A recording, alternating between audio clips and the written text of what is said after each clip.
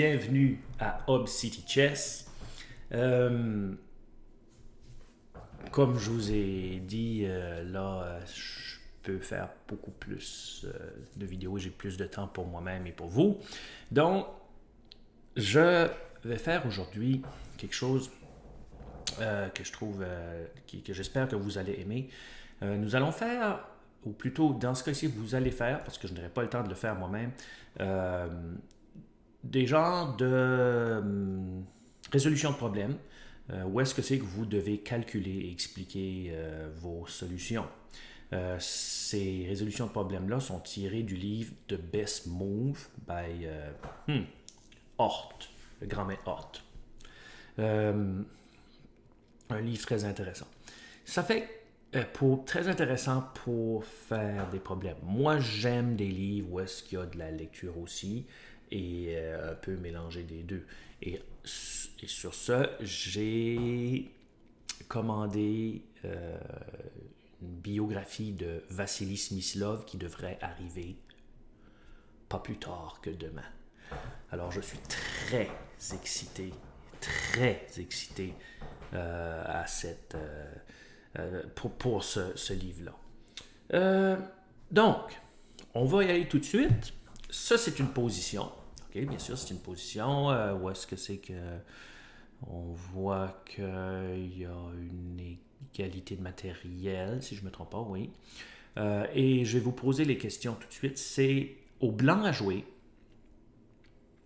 Et attention, les blancs ont joué E, capture F6. Okay?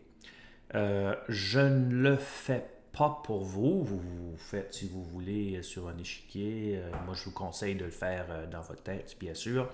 Mais les blancs ont joué E, capture F6. Okay? Le pion capture le pion. Bon.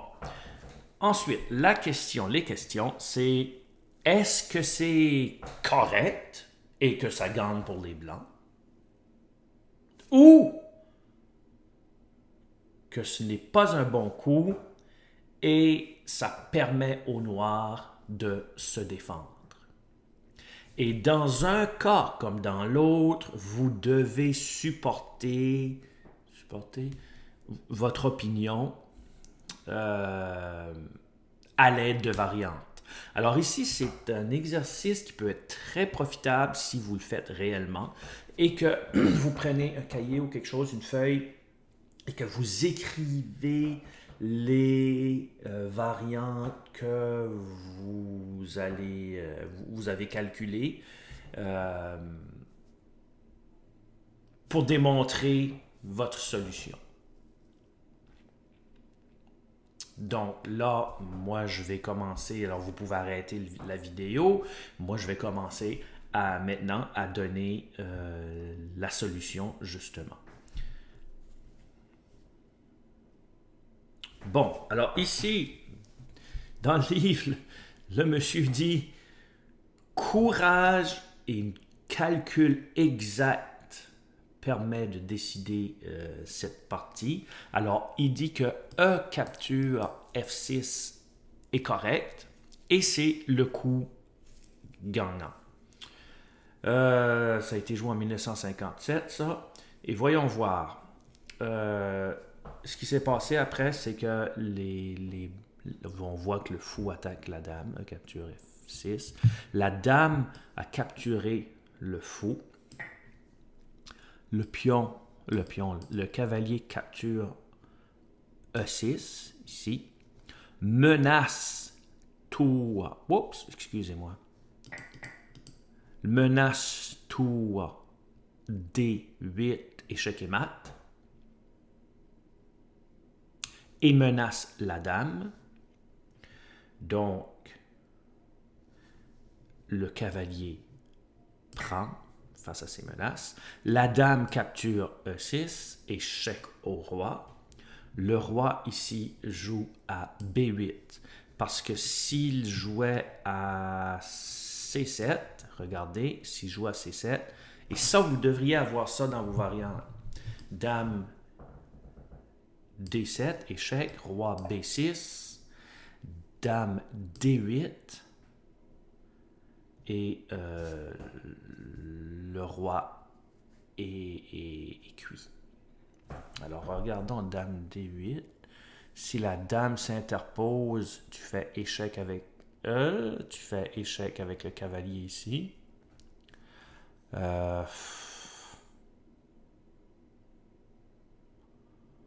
Ouais, là, les variantes vont assez... Ouais, les noirs perdent. Alors, c'est intéressant quand même que notre ami... et c'est ça qui est beau, eux autres, des grands maîtres comme ça. Il sait, puis probablement qu'on sait, nous autres aussi, mais dans cette position-là, tu n'as pas nécessairement besoin de tout calculer, c'est que la position est vraiment terminée. Mais quand même, j'aimerais quand même voir si le roi va... Ouch! Échec. Non, c'est fini. Roi va là, la dame échec, la tour là, fini. Revenons. Alors, il n'a pas joué roi C7, il a joué roi B8. Et à roi B8, oh! Ouch! À roi B8, ça c'est très dérangeant. Je vous avouerai que ce que je viens de voir ici, wow! Cavalier E2. Et c'est décisif. Ah!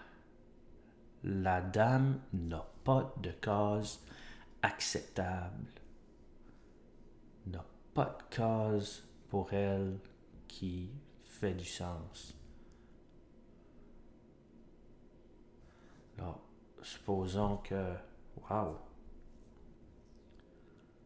Pourquoi est-ce qu'il jouerait dame G4, par exemple? OK. Dame décisif. Ici, dit. Wow. Lui a joué dame G4. Et dame E5. Puis là, c'était terminé dans quelques coups. Puis les noirs ont abandonné.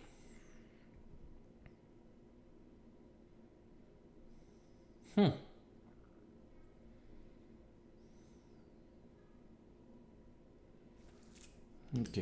Moi, je suis juste curieux.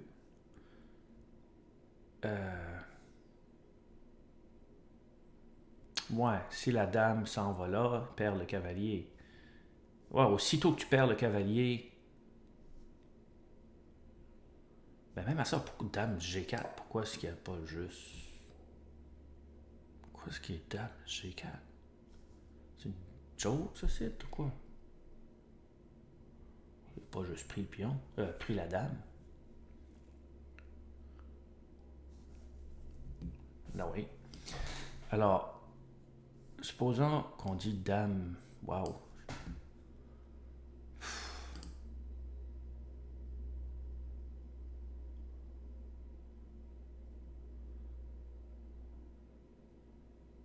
Ouais, il n'y a plus d'espoir ici. Intéressant. Mais après, j'irai voir pour vous. Je vais rechercher cette partie-là parce que je suis curieux de savoir si... Malgré que, je veux dire, il perdait de toute façon, mais je suis curieux de voir si l'adversaire avait joué vraiment dame G4. Et je n'ai pas pu trouver la partie. Donc, je ne sais pas si c'est il a joué dame G4 ou non. Puis, probablement que c'est ce qu'il a joué. Mais 1957. Ouais, puis, mais j'ai trouvé une partie contre les deux mêmes joueurs en 1958. Et c'est l'autre qui a gagné avec les Blancs contre Hort. Alors, c'est ce que c'était.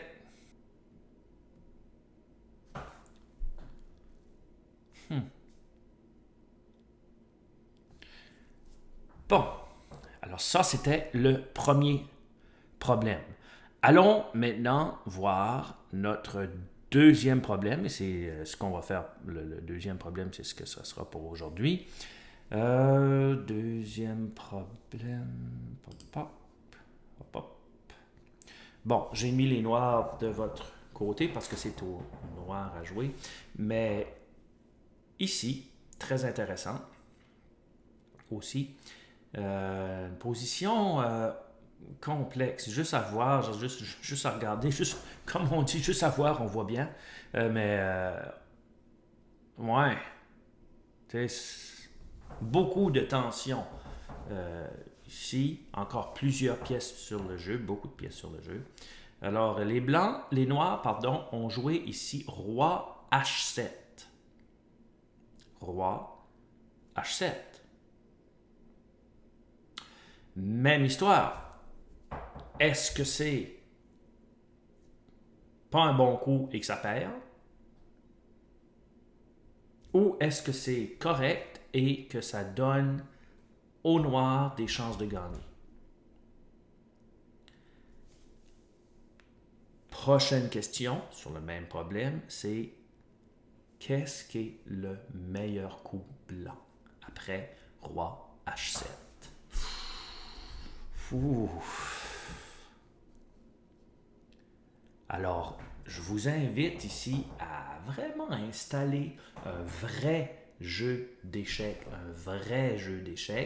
mettre la position, puis relaxer. Relaxer, prenez un petit verre s'il faut.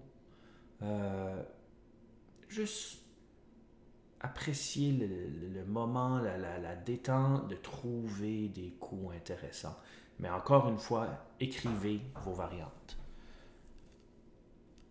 Roi H7. Alors vous pouvez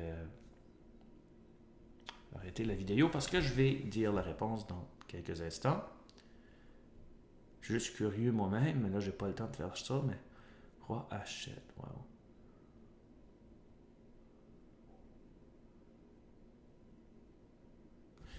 OK. Une partie qui a été jouée en 1957 aussi. Wow. OK. Et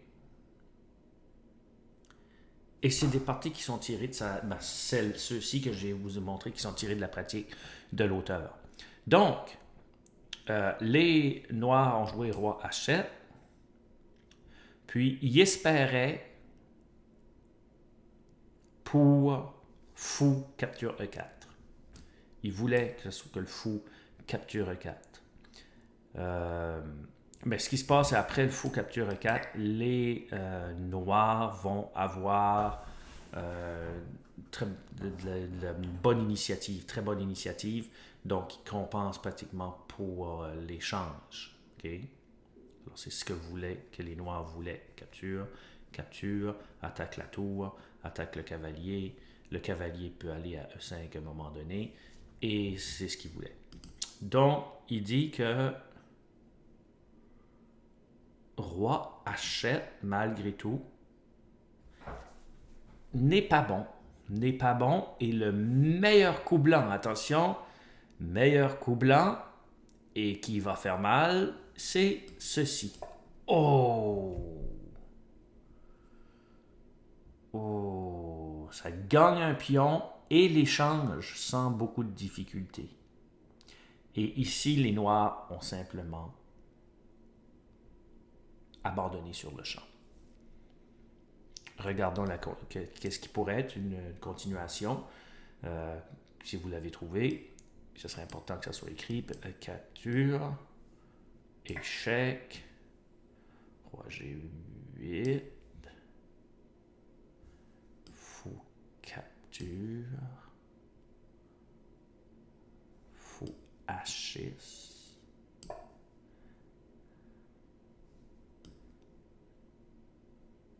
F4.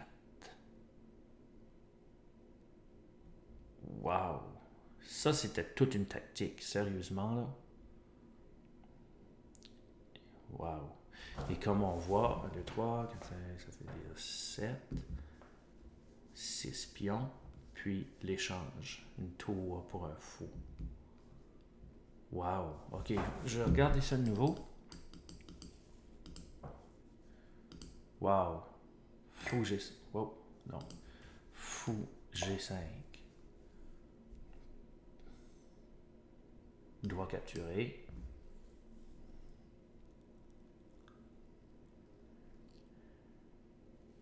Échec. Ça ne te dérange pas ce que le roi va. Roi G8. Ben, s'il va là, oui, ça dérange. OK. Et faux capture. Wow! Alors, j'espère que vous avez aimé ces deux petits problèmes-là. Je ne vais pas trop vous en donner, mais si vous l'avez fait avec sérieux, je suis certain que ça réchauffer un peu votre cerveau et que ça va vous apporter toujours un petit peu plus bon. Tout petit peu plus bon. Puis c'est ces problèmes-là, c'est ce genre de problèmes-là qu'il faut faire aussi. Puzzle Rush, puis toutes ces choses-là, c'est bien. Mais ce genre de problème-là, je pense, c'est que sont à un niveau supérieur, c'est quand tu as plus de temps à consacrer aux échecs, ça peut être une bonne idée. Merci beaucoup, c'était Hub City Chess, à la prochaine!